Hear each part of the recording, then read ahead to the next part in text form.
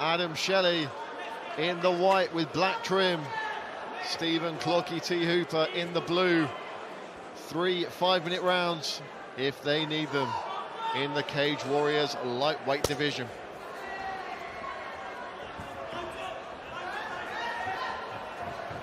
Hooper in his 5th fight with Cage Warriors now. Beautiful takedown. Yeah, I mean, for a second it almost looked like he was going to pull guard straight into a open guard position here. He's trying to transition directly over the mount, and meanwhile Shelley is trying to get his back on the fence. He wants to stay as upright as possible to give him the best chance. So he's pushing off of one leg. Now, this is a beautiful thing that Hooper's doing here, because he's taking away one of his opponent's legs. What Shelley wants to be doing is he wants to be pushing his back into the fence so he can wall walk back to his feet. But there we go, the guard pull. You know, we said Clocky T stands for the triangle. Well, this is exactly the sort of game plan we're seeing here. It's not something that you see very often in MMA.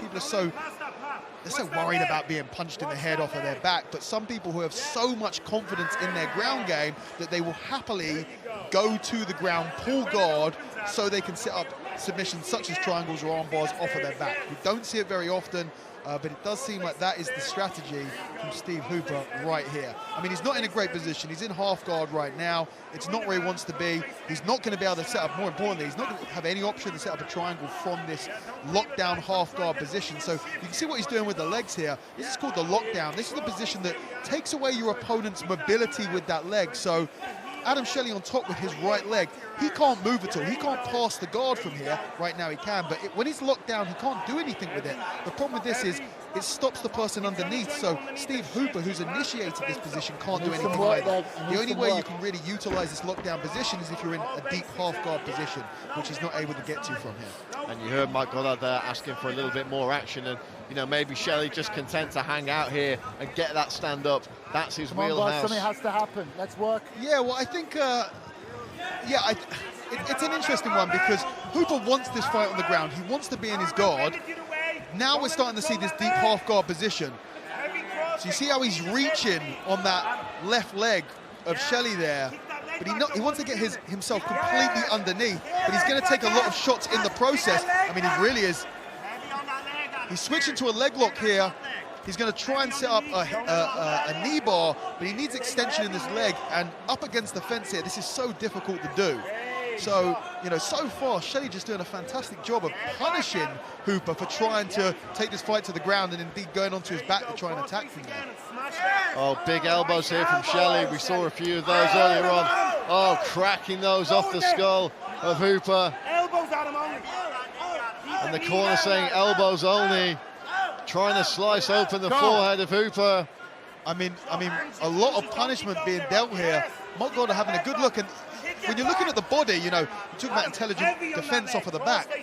Steve Hooper's not really doing much off of his back right now. I think he might still be trying to get for that deep half guard position, but so far, Adam Shelley just doing a great job of controlling and just a nice wide base. He's not allowing his opponent to pull the leg out. Hooper wants to try and get that right leg out. You see this? Right leg wants to come out into a closed guard position.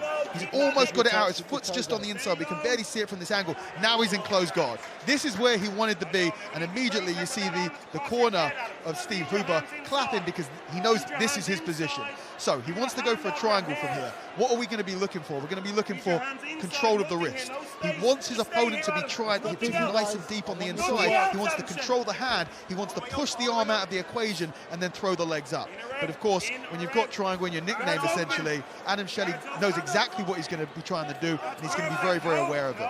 But yeah, you see how he's controlling that wrist again. He wants to push it either to the outside, to the inside. You see how he's controlling that? And then he's going to try and throw his legs up to catch that triangle. But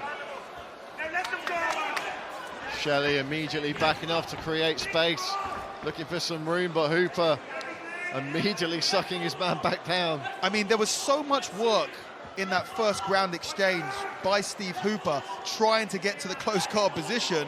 You know, I can't quite tell whether he really wants the close guard because he's spending so much time in this shallow, this knee shield half guard position. It seems like he wants to get underneath for a deep half guard and try and sweep from here. It's not something that you see very often in MMA. One of the reasons is you can eat a lot of strikes when you're trying to get into that position. This is where I expect him to want to be.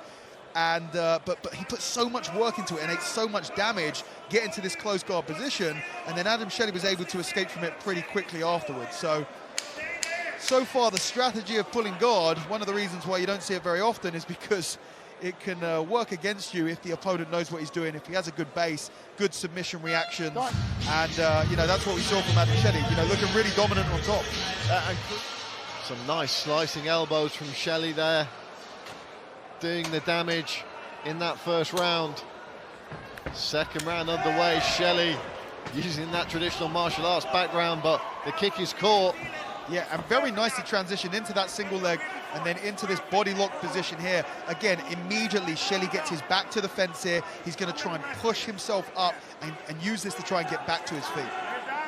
You know, what we saw, so again, we're seeing this position, very, very nicely done, very similar to the beginning of the first round, but there was a strange transition there where Steve Hooper kind of allowed himself to be put on his back and didn't mind that much. I think it would be much smarter for him in this second. You see this?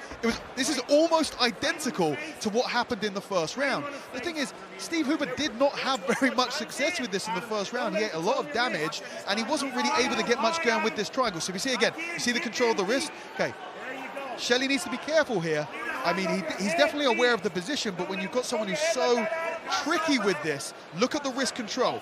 Any time someone has good submissions off of the back, have a look at what they're doing, controlling the hand, trying to push it either to the hip, to the chest, to the outside, because when you can split one arm away from the herd, essentially, well, then you have your option to go for a triangle. Yeah, such an interesting style of grappling where usually you'll pull guard when you can't get the top position. Very rarely do you have the top position and instead choose to go into guard. Again, Mark Goddard saying the guys need to stay busy, and you know, you think Shelley will probably be happy. Look at this wrist control. Just hanging out. You see how that left leg started to come quite high up the back?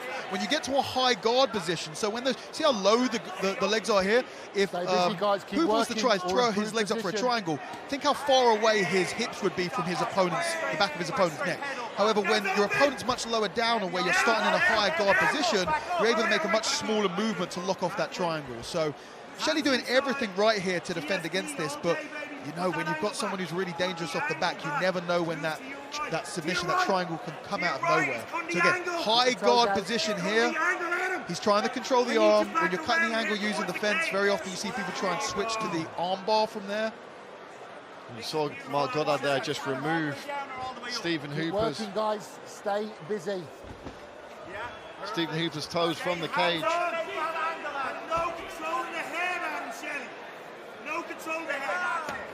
Yeah, so you hear the corner of Shelley saying, don't control the head. You're thinking, well, why don't control the head? Well, when you control the head, you commit one of your arms into a really deep position on your opponent's upper body. They're standing back up. So when you commit one arm very, very deep, and then you try and move an arm to strike, or the opponent controls the wrist, that's when you're able to get a triangle. So again, just insane aggression from Steve Hooper, trying to get a takedown, find himself on his back again. I mean, this just seems to be the story of the whole fight. He's just, he wants to get to the guard position because that's where he's able to set up his triangle chokes.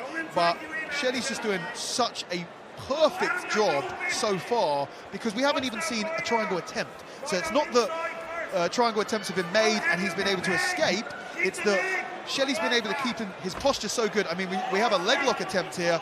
He's picking up that leg. Right now, it's at a strange angle, but if he can get underneath and get elevation, he can look either to switch to a knee bar or come around to a heel hook position. But again, look at what Shelley's doing here. Very, very heavy with the hips. I mean, elbows coming down here. I can't quite see how cleanly they're landing from this angle. They must be landing cleanly because Mark Goddard. He's turned to his belly. Here. He's turned to his belly. This is dangerous. I mean, very, very close to being finished here. He's got to start moving. I want you out of there. He's just covering up. Hooper trying to cover up, but he's got to improve this position. He's had 3 shouts now from referee Mark Goddard.